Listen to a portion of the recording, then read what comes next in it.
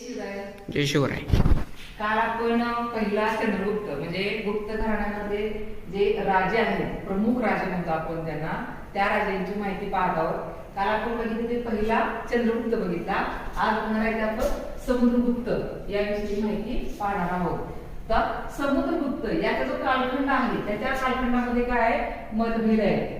म्हणजे प्रत्येक विद्वान हा वेगळं काहीतरी त्यांचा कालखंड सांगतो किंवा त्यांचं जे इसवी वर्ष आहे ते वेगळं सांगतो. पण आपल्याला सर्वसाधारणपणे जो त्यांचा कालखंड आहे तो इसवी सन 335 ते 380 या काळामध्ये हा समुद्रगुप्त राजा होऊन गेलेला आहे. तुम्हाला हे लक्षात ठेवायचं आहे की इसवी सन 3रं शतक जर लक्षात ठेवलं तरी तुम्हाला चालेल. ठीक आहे. तर आता याची माहिती, समुद्रगुप्ताची माहिती कुठल्या साधनातून मिळते किंवा कुठल्या सोर्सेस मधून मिळते हे आपल्याला कसं कळतं की बाबा समुद्रगुप्तानं कसं काम केलेलं आहे, काय काम केलेलं आहे, त्याची प्रशासन व्यवस्था कशी होती, संपूर्ण जी माहिती आहे ती कुठल्या साधनामधून मिळते. तर अलाहाबाद प्रशस्त सुद्धा म्हणतात किंवा अलाहाबाद स्तंभालेख हा काय आहे. तर त्यांचा जो कवी होता हरिशेन, म्हणजे समुद्रगुप्ताच्या दरबारामध्ये हरिशेन नावाचा एक कवी होता. त्या हरिशेनने काय केलेलं आहे, अलाहाबाद इथे एक स्तंभ उभा केलेला आहे, दगडी स्तंभ आहे तो, आणि त्या स्तंभावरती लेखन केलेलं आहे. त्याला आपण काय म्हणतो, अलाहाबाद प्रशस्ती असं म्हणतो. लक्षात ठेवा, बऱ्याच वेळा असा ऑब्जेक्टला प्रश्न येतो. ठीक आहे. तर अलाहाबाद प्रशस्ती, नेहरूने येथील स्तंभालेख, त्यांची जी सोन्याची नाणी आणि गुप्तकालीन जे काही साहित्य आहे त्या साहित्यामधून आपल्याला समुद्रगुप्ताची संपूर्ण माहिती मिळते. समुद्रगुप्तानं काय काम केलं, साम्राज्य विस्तार कसा केला, सामाजिक आर्थिक धार्मिक जीवन कसं होतं, ही संपूर्ण माहिती आपल्याला या वेगवेगळ्या सोर्सेस मधून आपल्याला माहिती मिळते. आता साम्राज्य विस्तार कसा केला, तर एक तर प्रथम काय केलं आहे, मगध ही जी काही त्या काळामध्ये मराठी राज्य होतं त्या मगधाला पूर्णपणे त्यानं जिंकून घेतलेला आहे. आणि त्यानंतर त्यानं उत्तर भारतामध्ये त्यावेळेस नागवंशीयांचं पूर्णपणे तिथे राज्य होतं. नागवंशी लोक होते उत्तर भारतामध्ये. त्या नागवंशी लोकांचा पराभव करून समुद्रगुप्ताने उत्तर भारतामध्ये संपूर्णपणे स्वतःचं म्हणजे गुप्त घराण्याचं सत्ता स्थापन केलेली आहे. लक्षात ठेवा, नागाला कोण मारतं, तर गरुड मारतो, ठीक आहे. म्हणून त्यानं गरुड हे त्यांचं प्रतीक म्हणजे गुप्त घराण्याचं जे प्रतीक आहे ते गरुड चिन्ह आहे. लक्षात ठेवा, त्यांचे जे ध्वज आहे, जे झेंडा आहे त्या झेंड्यावर पण काय आहे, गरुडाचं चिन्ह आहे. तर ते कशामुळे केलेलं आहे त्यांनी, तर उत्तर भारत जिंकून घेतल्यानंतर तिथे जे काही नागवंशी लोक होते त्यांचा पराभव केला, म्हणून त्यांच्या विजयाप्रित्यर्थ त्यांनी काय केलेलं आहे, गरुड हे प्रतीक घेतलेलं आहे. तर ते काय केले, नागवंशी राजांचा पराभव करून संपूर्णपणे उत्तर भारत मोहीम काढून जिंकून घेतलेला आहे. त्यानंतर मध्य भारतामध्ये जबलपूर, जयपूर, झांसी हा आताच्या काळामध्ये नावं झाले, त्या काळामध्ये अशी नावं नव्हते. तर हे सगळे काही हा प्रदेश होता मध्य भारतामधला, जबलपूर, जयपूर, झांसी हा प्रदेश पण त्यांनी पूर्णपणे जिंकून घेतलेला आहे. त्यानंतर समुद्रगुप्तानं दक्षिण मोहीम काढली. दक्षिण भारतामध्ये त्यावेळी जवळजवळ 14 राज्य होती. किती होती, 14 राज्य होती. त्या 14 राज्यांमधील 12 राज्यांचा प्रत्यक्ष त्यांनी पराभव केलेला पुरावा आहे. 2 राज्य मात्र स्वतःहून शरण आलेले आहेत. असे जवळजवळ त्यांनी 12 राज्यांचा दक्षिण भारतामध्ये पराभव केला आणि संपूर्ण दक्षिण भारत त्यांनी जिंकून घेतला. त्यानंतर पूर्व भारतामध्ये जे बंगाल आहे, आसाम आहे, त्यावेळेस आसामला कामरान म्हटलं जायचं, कामरान लक्षात ठेवायचंय.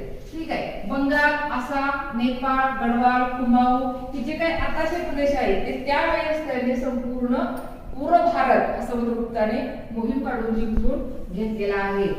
यामुळेचा जो साम्राज्य विस्तार आहे पूर्व म्हणजे अगदी उत्तर हिमालयापासून ते खाली नर्मदा नदीपर्यंत आणि इकडं पूर्व आसाम कडून ते पूर्णपणे इकडं पंजाब पर्यंत असा सगळा काही भारताचा मोठा प्रदेश साम्राज्य विस्तार हा समुद्रगुप्ताने करून हा गुप्त साम्राज्यामध्ये त्यांनी निर्माण केलेला आहे. आता परकी सत्ता कसे होते, तर कुशाण, शक, इराण, अफगाणिस्तान, श्रीलंका आणि आग्नेय आशिया जे काही परकी त्यावेळी सत्ता होत्या त्या सगळ्या परकीय सत्ताशी त्यांनी मैत्रीपूर्ण संबंध ठेवलेले आहेत. कारण एवढ्या लांब असणाऱ्या प्रदेशावरती त्यांचं प्रत्यक्ष नियंत्रण होत नव्हतं, म्हणून त्यांनी अप्रत्यक्ष नियंत्रण म्हणजे त्याचा प्रदेश जिंकायचा पण त्यांनाच तिथलं शासन द्यायचं, स्वतंत्रता द्यायची शासन तयार करण्यासाठी आणि आपण फक्त त्याच्यावरती नियंत्रण ठेवायचं असं परकीय सत्तांशी मैत्रीपूर्ण संबंध ठेवून तो प्रदेश पूर्णपणे नियंत्रणाखाली आणलेला होता.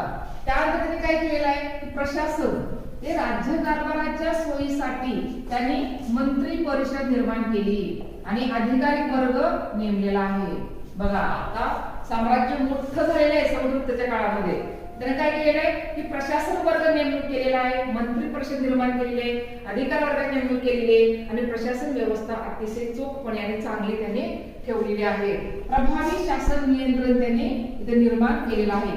दूरवरचे जे प्रांत होते त्या प्रांतावरती त्यांनी प्रशासकीय स्वातंत्र्य देऊन, म्हणजे जर दूर प्रांत असतील तर त्यांना काय केलेलं आहे, त्यांना प्रशासकीय स्वातंत्र्य दिलेले आहे, त्यांच्यावरती त्यांनी नियंत्रण ठेवलेलं आहे. त्याचबरोबर त्यांनी काय केले की जनतेला न्याय मिळावा म्हणून न्यायालय उभी केलेली आहेत. जनतेवरती कुठलाही अन्याय झाला नाही पाहिजे म्हणून समुद्रगुप्ताने काय केले, न्यायालय उभी केलेली आहेत आणि त्यातून त्यांनी जनतेला न्याय दिलेला आहे.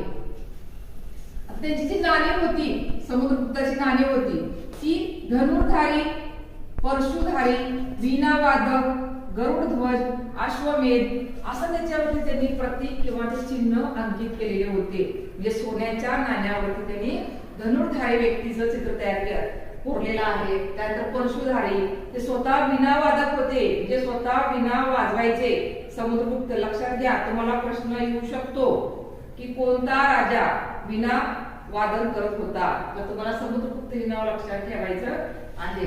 ठीक आहे, तर वीणावादक, गरुडध्वज आणि अश्वमेध अशी त्या नाण्यांच्या वरती प्रतिमा कोरलेल्या आहेत.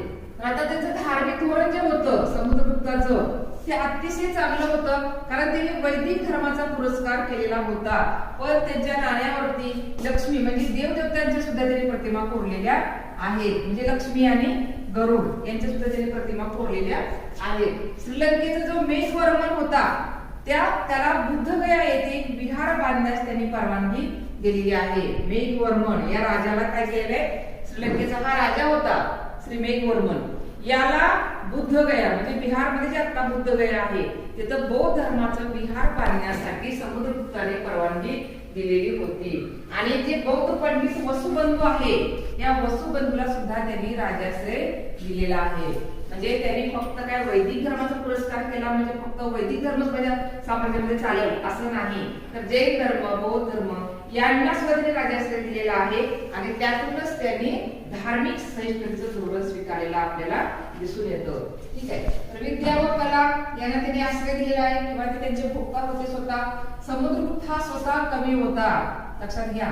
समुद्रगुप्त हा स्वतः कविता लिहायचा, तो कवी होता, तो गायचा सुद्धा, त्यामुळे त्याला कविराज असं सुद्धा काही ठिकाणी म्हटलेलं आहे. म्हणजे समुद्रगुप्ताला कविराज असं कोण म्हणतो, हर्षण म्हणतो. जे आपण बघितलं आहे की त्यांनी अलाहाबाद प्रशस्तीमध्ये हर्षण लिहून ठेवलेला आहे की समुद्रगुप्त हा काय होता, वीणावादक होता, गायचा तो संगीत तज्ञ होता आणि तो कवी सुद्धा होता.